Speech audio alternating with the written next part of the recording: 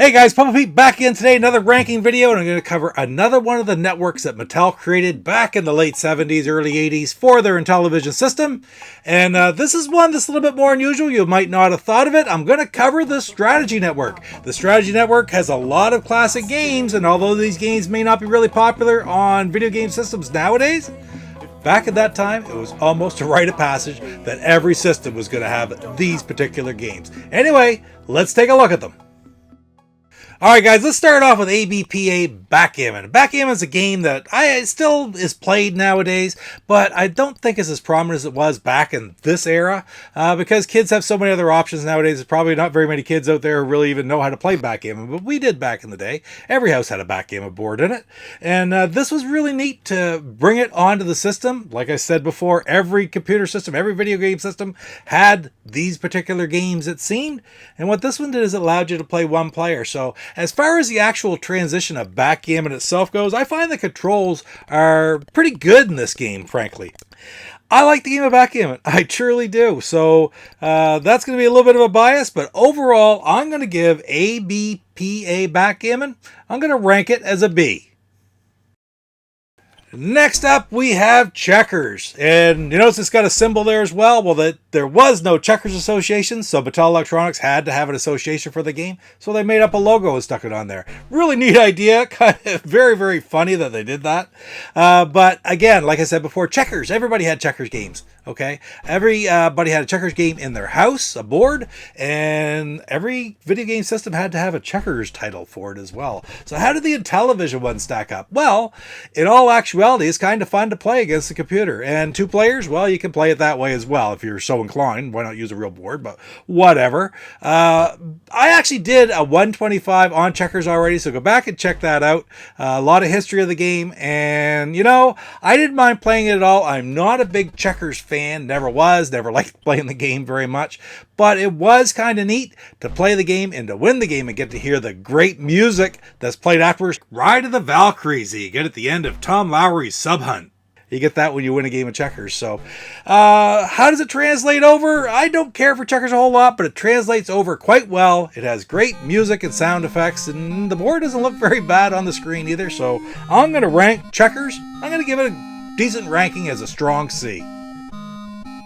Next up, we have Reversi. And Reversi, basically, it's Othello. If you're not sure what Reversi is, it's a game of Othello, another board game which a lot of people had in their houses. Not as common as checkers or backgammon or chess, but still, it was a game that a lot of people were familiar with as Othello.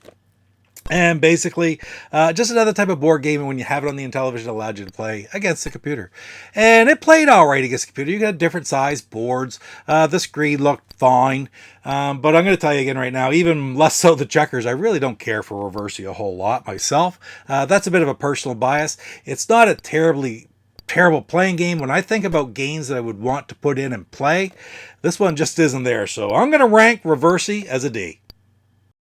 Next up, we have USCF Chess, United States Chess Federation. So back to the licensing group that's lends their name to the game. And at the end of the day, it's chess. It allows you to play chess against the computer. And I know that you could crank the difficulty up on this where it takes a long time for the computer to make a move. It weighs out all the options.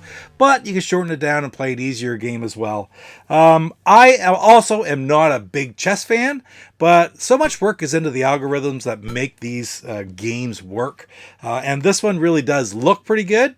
Intellivision Chess also beat Atari Chess in the Intellivision Aries and Atari 2600 game-by-game podcast comparison, where Rick and Ferg played them head-to-head and made the moves to the other one, and Intellivision come out on top. So I'm going to boost it up a level right there. But what that leaves you with is, since I'm not a real big fan, I'm going to rank USCF Chess as a C.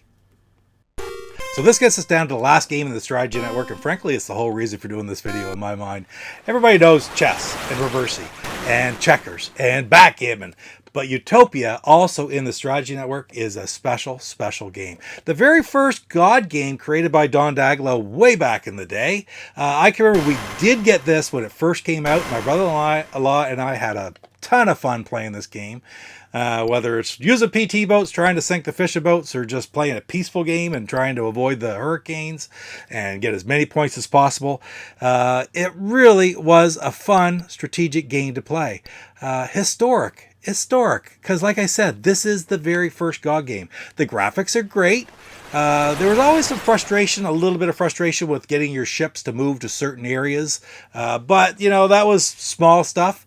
Everything mechanically seemed to work. There's also a little bit of a dispute as to what the different buildings actually did when you were playing. But at the end of the day, you really didn't care. You just enjoyed playing the game and building your cities, building your islands, I should say, and just having a whole lot of fun doing it. So I'm going to rank Utopia. You guessed, I'm going to rank it as an S.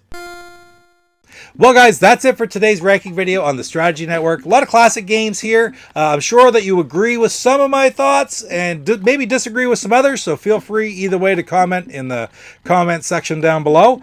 Yeah, the Strategy Network. Classic games. I'm afraid some of them will be lost forever because I don't think kids play all these classic games like they used to back in the day, even the common board games. But I think I'm going to go play a game of chess right now because play against Coco here, and she's got me 3 games to 2. So in the meantime, don't forget to hit like, comment, and subscribe, and we'll see you in the next rankings video.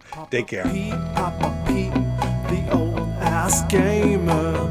Papa Pete, the old ass gamer. If you haven't grown up by the age. Hey guys, this is Willie from Arcade USA, and you're watching Papa Pete, the old guy gamer.